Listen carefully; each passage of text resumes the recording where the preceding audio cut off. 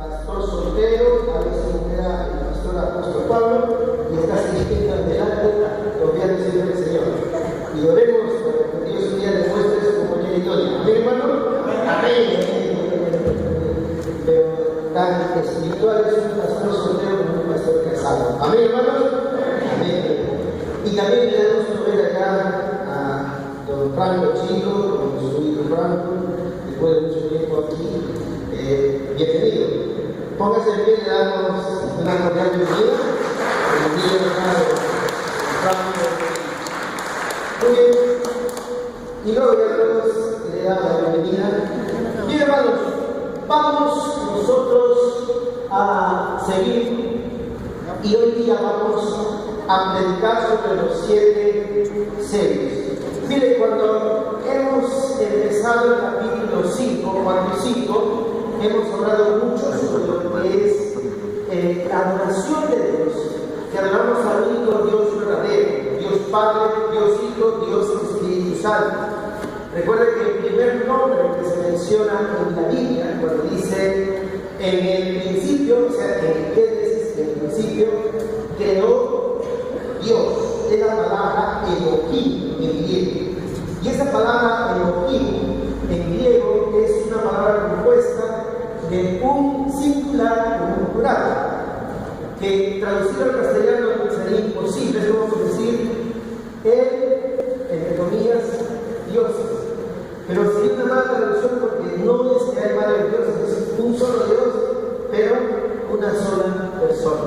Y el primer nombre nada más que se menciona en Génesis capítulo 1:1, en el principio, o sea, Génesis también es lo que significa en hebreo, en el principio creó Dios. Esa palabra Dios es Elohim. Luego se usa la palabra Adonai, mi Señor. Pero en realidad es el mismo. Elohim, Adonai, Jehová, después es el nombre personal que se deriva muchos nombres: Jehová Rafa, Jehová Salva, Jehová Irene, Jehová Provea, Jehová Niso, Jehová Milanera.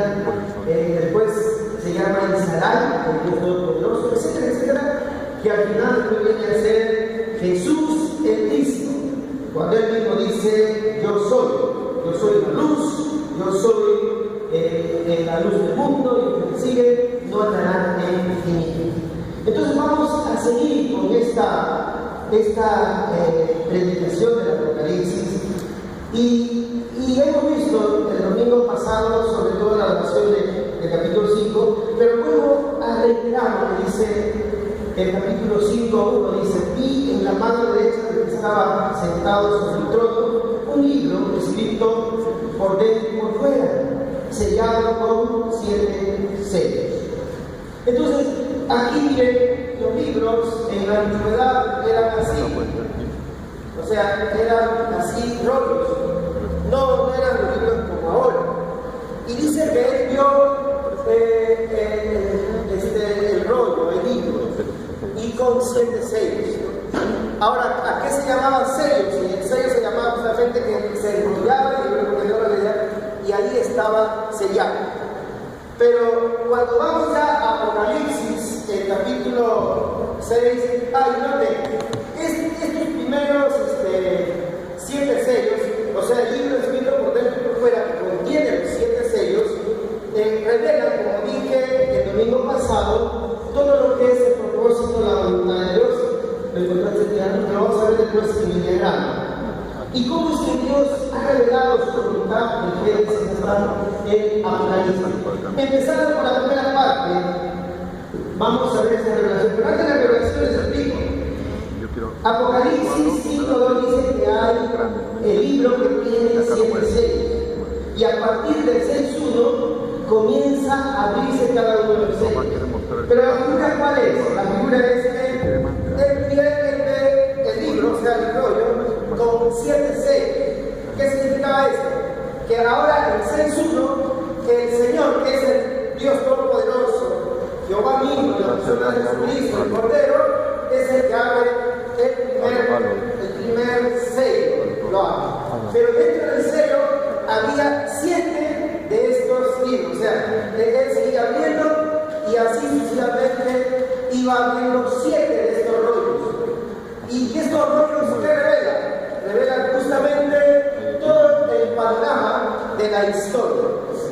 Y antes de entrar justamente a lo que es el capítulo 6.1, vamos a ver desde el comienzo, por favor, desde el inicio, vamos a ver, cuando usted lee la Biblia, no necesita ser teólogo ni entendido, usted solamente necesita ser convertido a Dios. ¿Cuántos dicen amén? Y el mismo Espíritu Santo que escribió la Biblia es el que le va a guiar al Señor. Y no se necesita necesariamente ser un conocedor de teólogo. Desde que usted habla de Génesis y habla de la eternidad de Dios. Y habla de Génesis y empieza Génesis hablando de la primera familia, nuestros primeros padres. ¿Quiénes fueron los primeros padres? Adán y Eva fue de carne y hueso, así como lo ve el hermano Walter, así como ve a su esposa. Así era Eva. O sea, Eva y Adán, Dios los creó. ¿Y qué pasó? Ahí empieza entonces lo que se llaman los pactos o las dispensaciones. La primera dispensación es cuando es la inocencia. La inocencia se refiere básicamente al hecho de que la pareja fue creada, la familia fue creada. Y Dios estableció la primera institución que fue el matrimonio. El matrimonio. Y Dios les dijo, muy bien, ustedes son bendecidos. Como pareja, Adán y Eva eran sexualmente coincidían en comunidad. Ella era una mujer y era un varón. Primero fue creado el varón y la mujer. Y en ese estado de inocencia, Adán y Eva, Dios no solamente les dejó la tierra, no, sino le dijo, mire, empiecen aquí en su casita, que es el huerto de Dios. Y en el huerto de Dios también Adán le dio trabajo, Dios le dio trabajo. Algunos creen y enseñan que el trabajo es la bendición de Dios, y en cierta manera Dios sí le dice al hombre que va a trabajar y todo. Pero en realidad el primer trabajo que tuvo el hombre, ¿cuál fue el primer trabajo que tuvo el hombre? Este sí lo saben ustedes. ¿Cuál fue el primer trabajo? Inclusive antes que él llegue a conocer a él estaba soltero. Así como uno está soltero, así como el hermano está soltero, no conocía a su compañerito. Y Dios después le muestra, pero ¿qué trabajo le dio Dios a Adán antes de que él se casara, antes de que Dios mostrara a compañerito? ¿Qué trabajo le dio? ¿Recuerdan? Cuando Adán estaba triste, aburrido, ¿qué trabajo le dio Dios? ¿Recuerdan? O sea, Adán, Eva le puso nombre a los animales. ¿Quién le puso?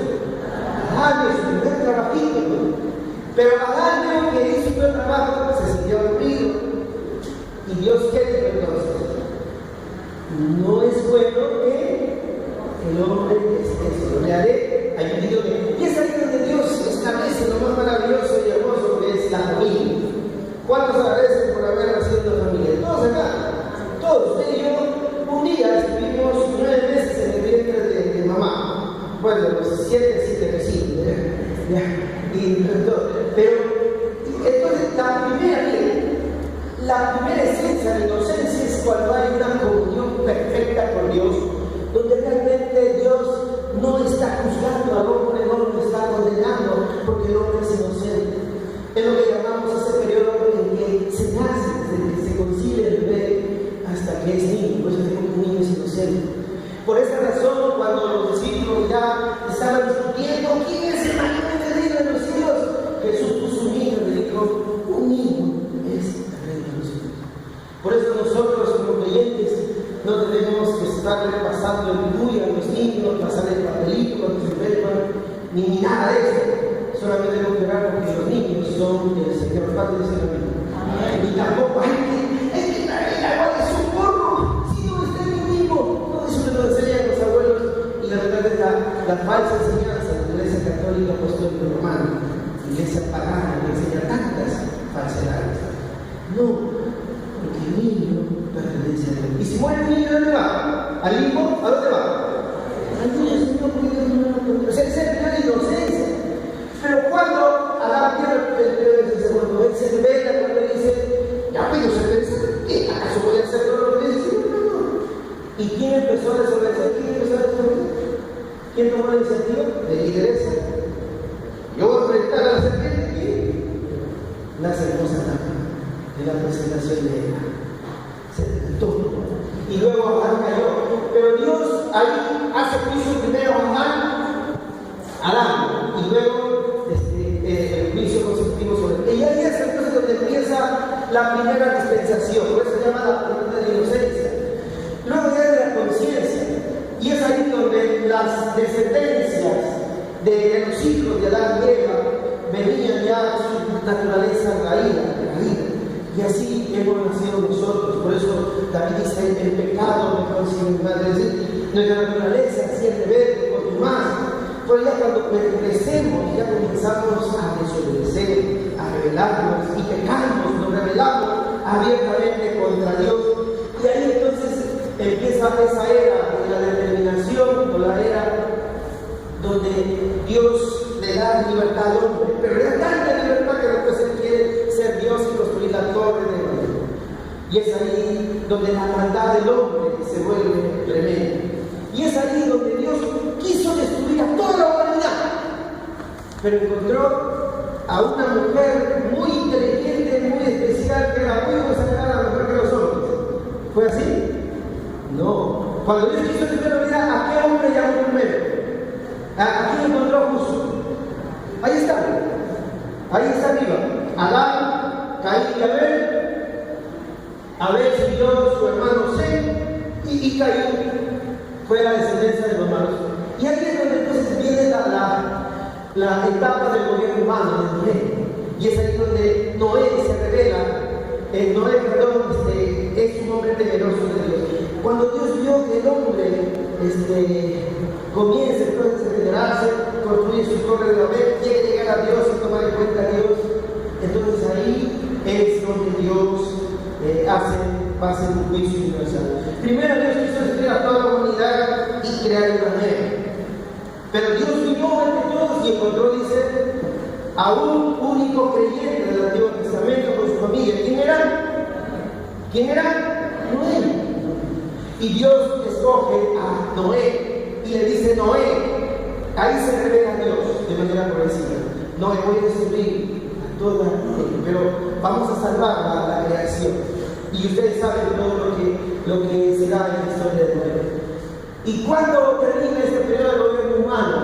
Cuando después Noé sale del arca, de todas maneras tiene 3 hijos, ¿no? Y se repite esa historia. Buenos padres, y salen buenos hijos y también malos hijos.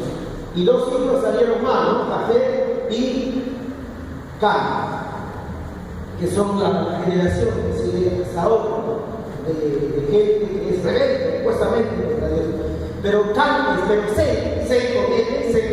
es el que siguió la línea de la promesa, y de Set nace Abraham. Y ahí viene el otro pacto del gobierno, del gobierno humano pasa a la promesa, ¿no? Entonces, ahí es donde llegamos a la etapa de Moisés, donde Dios ya, de todo el mundo, ya no solamente se maneja con familias, que son los patriarcas, sino con el pueblo. Y es ahí donde Dios levanta a un pueblo. Y ese pueblo, según Éxodo 19, es un pueblo de gente santa, pueblo santo. Por eso algunos también interpretan que en el Antiguo Testamento se ve la manifestación del Espíritu de Dios Trino, Dios Padre, Dios Hijo, Espíritu Santo. Porque Dios comenzó a vivir en todo siervo que abría su corazón a Jehová y que guardaba su palabra. Y el Espíritu Santo actuaba de una manera momentánea sobre reyes, sobre profetas, sobre videntes, manifestando la promesa de toda esa figura que es nuestro único Dios y Señor en la persona de Jesucristo, Rey de Reyes y Señor de Señores. Y hasta que en Abraham se da la promesa.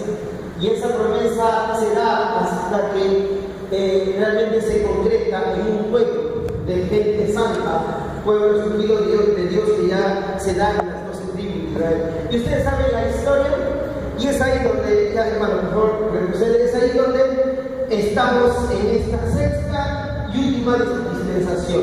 Ya han pasado 5 dispensaciones. Y la sexta dispensación empieza justamente con el nacimiento de Cristo, que es el establecimiento del reino de Dios. Y este establecimiento del reino de Dios y que se muestra en la comunidad, que es la iglesia local, la iglesia de Cristo, y Cristo muere con creyentes, es la época que estamos viviendo. Estamos en la sexta dispensación. ¿Cuándo empezó? Cuando Jesús se dio cuenta que Juan el Bautista fue encerrado, lo iban a decapitar, y él comenzó a predicar: arrepentidos, porque el reino de los cielos se acerca. En un resumen es: vuelvan a esa inocencia que tuvo Adán y Eva, porque yo quiero que ustedes vivan en el Edén, vivan eternamente, vivan felices, que las familias sean felices, porque el reino de los cielos se acerca. Por eso es que desde la ascensión, ya cuando Jesús se va y se cumplen ahí todas las profecías respecto a la venida, a la primera venida del Mesías. Entonces estamos en la sexta dispensación. Y esta sexta dispensación es la que estamos viviendo hasta ahora. Que ¿cuándo acabará esta sexta dispensación? Cuando sea el arrebatamiento de la iglesia, el rapto de la iglesia. Cuando ya el Espíritu Santo ya esté vivo y activo en cada creyente, puesto que Jesucristo desde una nube arrebatará a su iglesia. Y ahí ya empezará la séptima y última dispensación. Y en esa séptima y última dispensación es donde ya viene lo que es la tribulación y grande tribulación. Luego viene la segunda venida de Cristo, después de la gran tribulación y el establecimiento del reino de Jesucristo por 1000 años, para que ahí se cumplan todas las promesas del pueblo judío, del pueblo de Dios. Y luego habrá todo ese tiempo. Entonces Apocalipsis es todo lo que vemos desde el arrebatamiento de la iglesia hasta adelante. Es lo que Apocalipsis nos dice. Y entonces cuando Dios abre los rollos, ahora sí vamos ahí lo que dice Apocalipsis capítulo 6. Rápidamente vemos ahí en Apocalipsis capítulo 6 que se abre el primer sello. O sea, recuerden, capítulo 5 son 7 rollos escondidos. Entonces, uno a uno comienza a abrir los rollos. ¿Y cuál es el primer rollo? Entonces, Apocalipsis capítulo 6. Ahora sí, hemos que borrar ya. Muy bien. Hermanos, estemos seguros que el tiempo que estamos viviendo, muchas cosas están ocurriendo en el mundo y como iglesia debemos mirar con los ojos espirituales. No con la filosofía política, religiosa, humana, sino espirituales del acontecer mundial. Dios utiliza diversas maneras y elementos para hablar a sus hijos. La Biblia, y solamente la Biblia, no es un profeta, no es un papa, es la Biblia. Repita conmigo, la Biblia, la palabra de Dios, es la que contiene también un lenguaje simbólico que debe ser correctamente interpretado, pues Dios tiene ahí grandes revelaciones y enseñanzas para su pueblo.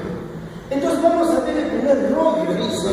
El primer rollo habla justamente que Dios, Jesucristo mismo, abre el primer rollo. Y del primer rollo dice que salen 4 jinetes, ¿no? Y vamos a ver el primer jinete que sale. Ahí vamos a ver que, en primer lugar, ya lo dije ya, todo el libro, todo el rollo que contiene los 7 sellos, revela justamente las cosas que van a acontecer. O sea, la séptima y última dispensación, la última oportunidad que Dios le da a la humanidad para que se arrepienta y reconozca a Jesucristo como Rey de Reyes. Entonces, por eso cuando vamos a Apocalipsis 6:1, usted lo puede leer ahí, comienza a hablar de sellos.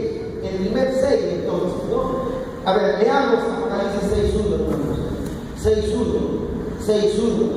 Dice: y miré cuando el Cordero abrió el primero de los 7 sellos, y oí a uno de los 4 seres vivientes que decía con voz de fuego: ven, y miré y aquí un caballo blanco, el que estaba montado sobre él tenía un arco y le cuidaron una corona, y salió para vencer y para vencer. Ahora miren, el sello significa varias cosas, ¿no? Varias cosas. Significa garantía. O sea, el sello significa que viene de una persona importante. Garantiza autenticidad, o sea que no hay falsedad en él, y significa que representa al autor. Y también el sello representa que es señal de autoridad que respalda al escrito. Ahora, el séptimo sello da la oportunidad a las 7 trompetas. Los primeros 4 sellos pertenecen a un solo grupo. Como les decía el domingo pasado, cuando Dios me revela a Faraón, mira, una persona inconversa a través de sueños, lo que iba a acontecer en el tiempo de José, en el tiempo de los patriarcas, nadie pudo interpretar ese sueño, y José pidió sabiduría, y por el Espíritu Santo del Antiguo Testamento él pudo revelar. Fueron 2 sueños diferentes, pero una sola revelación. Apocalipsis también nos habla de todo lo que es la séptima y última dispensación a la cual estamos presentes, la cual ya he dicho en predicaciones anteriores, de la cruz a la corona, desde su primera venida hasta su segunda venida, que es después de la gran tribulación. Entonces, ahora, representa al autor y todo. Entonces, vamos a ver, entonces, el primer sello describe a un jinete y el caballo era blanco, ¿no? ¿Pero qué significa? A ver, si vamos ahora, el primer sello, el caballo blanco indica victoria y paz. El jinete es el anticristo. Es decir, a partir del capítulo 6 comienza a manifestarse el anticristo, que después también se identifica la Trinidad diabólica, que es el anticristo, el falso profeta y la bestia. Y los 3 hermanos son seres humanos, de carne y hueso, como usted y yo, pero que van a hacer grandes proezas. Entonces, la primera manifestación es el anticristo. Pero el anticristo ya se está manifestando desde que Cristo es el Señor. Por ejemplo, si aquí nosotros como asamblea, como los santos de Dios, portamos algo, y yo sigo murmurando por allá, no estoy de acuerdo por acá, por allá, ya me vuelvo un anti-iglesia, anti-acuerdo de iglesia, y estoy haciendo libre. Si yo digo que Jesucristo no es Dios, y digo sí, los testigos no tienen razón, Jesucristo no es Dios, es la lógica, entonces ya esa persona se vuelve anti-iglesia. Si yo estoy predicando acá, pero por ahí estoy estafando a la gente, estoy robando, estoy haciendo cualquier inmoralidad, soy un anticristo, estoy usurpando la santidad de nuestra Cristo. Por eso nosotros decimos que aún aquel que estoy cambiando, que toda la batería, tiene que vivir una vida consagrada. Amén, hermanos. Si no nos vemos anticristo, usted puede llamarse cristiano, venir y lo primero que hace la iglesia, pararse ahí y estar murmurando y diciendo tantas cosas, y usted es un anticristiano, anti-iglesia. ¿Qué hace entonces aquí? Eso enseña la Biblia, hermano, no lo enseño yo. ¿Cuánto dicen amén? Amén, entonces. Entonces, mire, algo importante es que, pero va a haber un anticristo personal que se está dando. Y ese anticristo es el que tiene victoria. Si no vean cómo la pone el Papa, la Biblia. Hasta muchos evangélicos lo han reclamado. Es una forma de anticristo. Cómo la gente aplaudió a Barrabás, la multitud, y crucifican a Cristo. O sea, y significa, el arco significa el control sobre las armas. De ahí que un principio bíblico de las iglesias evangélicas es la separación entre iglesia y Estado. Muchas iglesias están unidas al Estado, al gobierno, como lo hacen los musulmanes también, están unidos al gobierno. La religión unida al gobierno usa las armas para matar a aquellos que no están de acuerdo con su religión oficial. Entonces, significa el control sobre las armas. La ausencia de fechas puede indicar que usará más la diplomacia que la guerra en un comienzo. Tesalonicenses dicen pues que al principio dice, oh mire, cómo están muriendo las religiones, aleluya, ya somos uno en Cristo. Ese es el Cristo, en preparación a Cristo. Pero esto es la gran tribulación, todavía no será. Será cuando el Señor arrebate a su iglesia. Y también la corona indica su dominio sobre las naciones, su dominio sobre las naciones. ¿Acaso Jesús buscó ganarse el voto de los senadores romanos que en ese tiempo existían? ¿Acaso Jesús corrió donde Herodes fue? Herodes, suelta a mi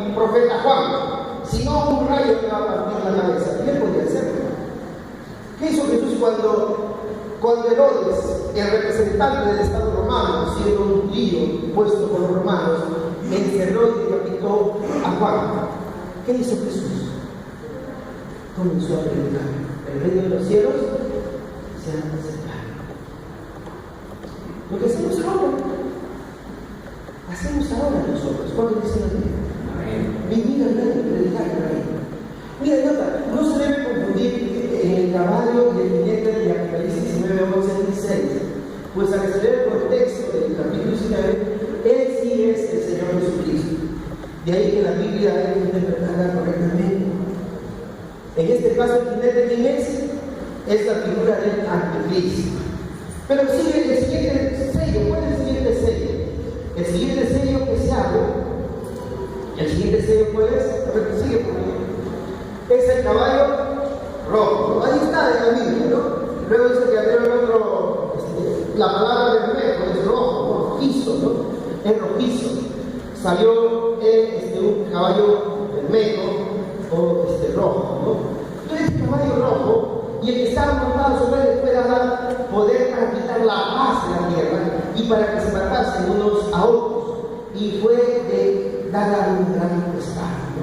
Entonces, ¿qué representa? Que ahora significa violencia y guerra. Y eso, ojo, se está hablando aún en la sexta dispensación del anticristo, y se da inclusive desde los primeros tiempos, ¿no? Sino, ¿qué le pasó al primer predicador que se paró de sus paisanos judíos? Jesús es el Cristo, veo al Hijo de Dios sentado a la diestra de Dios. ¿Qué le pasó a ese primer varón de Dios que predicó? ¿Cómo se llamaba? Esteban. ¿Qué le pasó? ¿Acaso su madre sabe cuál se llama? No, murió lapidado. Y mientras más sangre se derramó, el imperio derramó, los judíos derramaron, el evangelio fue creciendo. Entonces, el jinete quita la paz temporal de la Cristo. Y es que en el periodo de la gran tribulación, primero la tribulación, el anticristo, con la bestia, el falso profeta, que después lo va a interpretar como dice, es un tiempo de paz, aleluya, gloria a Dios. Pero a la mitad de esa semana entrará entonces la persecución. En ese tiempo de la gran tribulación se levantará el tercer templo de los judíos, que ya está en proceso. Y en ese templo se sentará justamente el anticristo y quien el creador, la bestia también. Y es ahí donde la bestia original, que es la marca de la bestia. Y ahí sí lo que dice la Biblia se va a cumplir. Los judíos pensarán que llega su momento de oro. Y la bestia, el falso profeta, el anticristo, quedarán encerrados la era de los judíos. Porque los judíos que actualmente viven políticamente están esperando que venga el Mesías. Entonces, la gran espada indica una gran guerra. Inicios de Armagedón, probablemente. Cerca ya está hablando de la última semana de la gran tribulación. Cuando el Señor vendrá, el Armagedón será en la segunda venida de Cristo y antes de establecer su reino del milenio. Por eso estamos nosotros haciendo esta enseñanza para que realmente veamos lo que la Biblia nos enseña. Entonces, el siguiente sello, después del caballo rojo, viene el caballo, ¿qué color? Negro, el negro. Y el negro, el caballo negro indica muerte. La balanza en su mano significa escasez de alimentos, ¿no? Ahí cuando dice, pues, que se comprará con un jornal, un litro de trigo o de cebada, está diciendo el tipo de escasez, de miseria. Es decir, que usted con 1,000 soles puede comprar solo 1 kilo de arroz, ¿se dan cuenta? Eso implica la inflación y todo eso, ¿no? Entonces, y una voz del trono, la balanza en sus manos significa escasez de alimentos. Una voz de mando sale del trono de Dios, versículo 6, ¿no? Y esa voz de mando significa que, aunque esté en la gran tribulación, aunque haya crisis, Dios está sentado en su trono y se hará su voluntad. Cuando Esteban murió ahí arrodillado, predicando, viendo a Jesucristo, es porque era grande. Jesucristo comenzó a reinar en el corazón de cada uno de los creyentes cuando reciben a Jesucristo, y lo recibieron justamente en ese derramamiento del Espíritu, que fue única vez en la historia, en la iglesia, en el pueblo de Dios, en esos tiempos apostólicos, donde la gente fue sellada. A partir de ahí, todo aquel que recibe a Jesucristo como único Señor y Salvador, empieza a reinar con Cristo. Su nombre es escrito en el libro de la vida. Y aquí en la tierra comienza a vivir con la demanda del reino de Dios. Hay personas que dicen, no, yo no estoy de acuerdo con lo que usted predica, yo estoy de acuerdo con lo que dice la Biblia. Correcto, yo estoy de acuerdo, pero está rechazando las demandas del reino de Dios, la verdad de Dios. Y un día te enfrentarás con ese rey. Porque si tú dices, sí, yo soy bautista, yo soy teólogo, pero si no has vivido con la verdad del reino, te vas al infierno. Porque no has nacido de nuevo, no te has convertido. Eres un religioso como cualquier católico, cualquier mormón. ¿Cuántos dicen amén? Esa es una verdad referencia a los elementos básicos de la economía de Israel. Pareciera que en medio del juicio de Dios no permitirá que la economía de su pueblo sea totalmente destruida. No dañes a la esencia y la vida, cuídalos, consérvalos. Y es que Dios, aún si hubiera una persecución ahora y no en la gran tribulación, porque su iglesia no se arrebataba, Dios nos va a cuidar a nosotros. ¿Cuántos dicen amén? Yo estoy seguro, si ahorita nos persiguen todo, ya perdemos el edificio, ya no lo viviremos, pero sí buscaré a los hermanos que son fieles para reunirnos en secreto y seguir haciendo cultos, alabando a Dios. Buscaré a los de adoración, no importa que algunos corten la cabeza, pero seguimos confiando en el poder, la misericordia de Dios. Por eso, a ti, ¿no? A ti, jinete de caballo negro, no se te acontezca potestad para dañar el aceite y el vino. No cuentas con autoridad para destruir los alimentos. Opinamos que el aceite y el vino pueden representar los animales y los quieren. Y o sea, representa pues que Dios siempre cuida a su pueblo. El Israel actual, políticamente, no es el pueblo de Dios, pero dentro de ese pueblo hay judíos que ya han conocido a Cristo y son judíos. Por ejemplo, usted y yo hemos recibido a Cristo y somos del reino de Dios. Pero ¿cuál es nuestra nacionalidad? Somos peruanos. En Israel también, todos los israelitas que han recibido a Cristo de nacionalidad en el pueblo son de Israel, la nación. Pero son de la comunidad del pueblo de Dios. Y mayor privilegio es que la salvación viene de los judíos y esto lo dijo Jesús, ¿no? Jesús. Adelante, hermano, adelante. El siguiente. Entonces, viene el cuarto sello, es el color amarillo. Y el griego significa pálido, color verdoso, color de los cadáveres que mueren de pestilencia, ¿no? Indica una gran epidemia o muerte masiva. El jinete es la muerte, es un nombre personal, es un principado al servicio del reino satánico, al igual que el Hades que le sigue. Aquí aparecen como personas. Ya cuando veamos capítulo 21 en Apocalipsis 13 y también 8, aparecen los lugares porque ellos están encargados de cuidar estos lugares que tienen su mismo nombre. En realidad, el Hades, el infierno, fue creado para Satanás y sus ángeles en el juicio cuando ellos se rebelaron contra Dios. Y luego la serpiente engatusó a la mujer, y la mujer engatusó al hombre, y el hombre cayó, y realmente merecieron ese castigo que era para el demonio. Por eso los demonios nos odian a nosotros. Quieren que usted y yo muramos en nuestros pecados, que no aceptemos a Jesucristo como Señor, como Salvador. Y han surgido muchas religiones que te enseñan más a adorar a los hombres, a adorar las imágenes, o adorar a las personas, y no al Señor. ¿Y qué aparece aquí? Lugares como ellos están encargados de cuidar estos lugares que tienen su nombre. Los instrumentos para ejecutar la muerte, o sea, Dios le da permiso. Dios le da permiso. Miren, hermanos, a usted y a mí, que somos hijos de Dios, ¿cuántos dicen amén? Somos hijos de Dios. Démosle el Señor. Nada nos puede suceder si Dios no lo permite. Si yo salgo de aquí y alguien me mata de 11 tiros, es que Dios le ha dado permiso al diablo para que me mate. Pero pobrecito del que me mata, porque yo sé que el Espíritu Santo no va a dejar tranquilo hasta que Él venga y sea pastor de ustedes, arrepentido. ¿Cuándo dicen amén? Esa es la fe, la confianza que tenemos. Por eso podemos llorar, estar tristes, abatidos cuando venga la crisis. Al contrario, soy hijo del rey, soy hija del rey, soy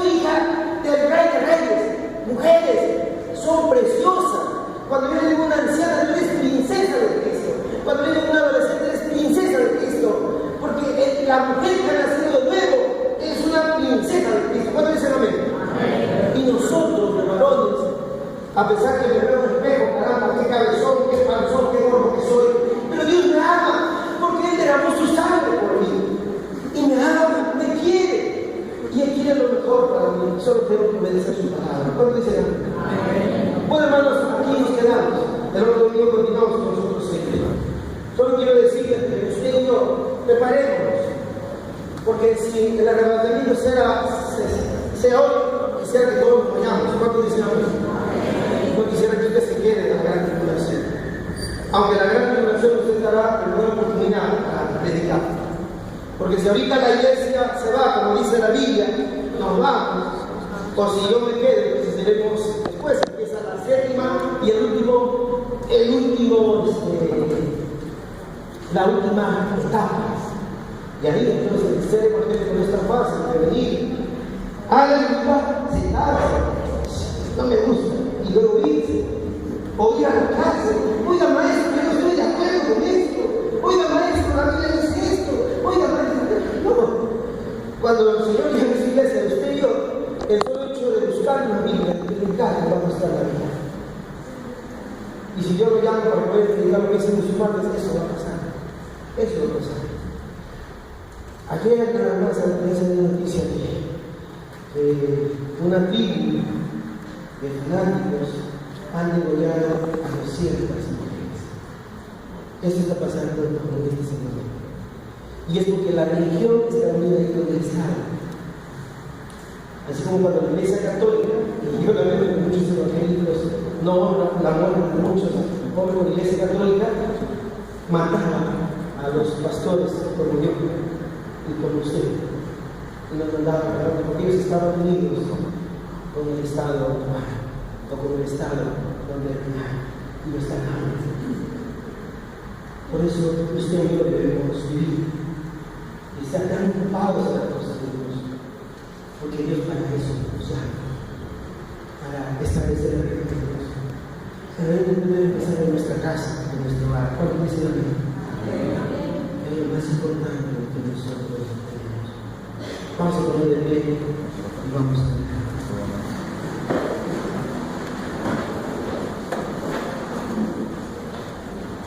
Bendito Dios y Padre nuestro, te alabamos, te glorificamos. Gracias, Señor, porque eres un Dios todopoderoso. Gracias, Padre, porque tú derramaste de tu sangre.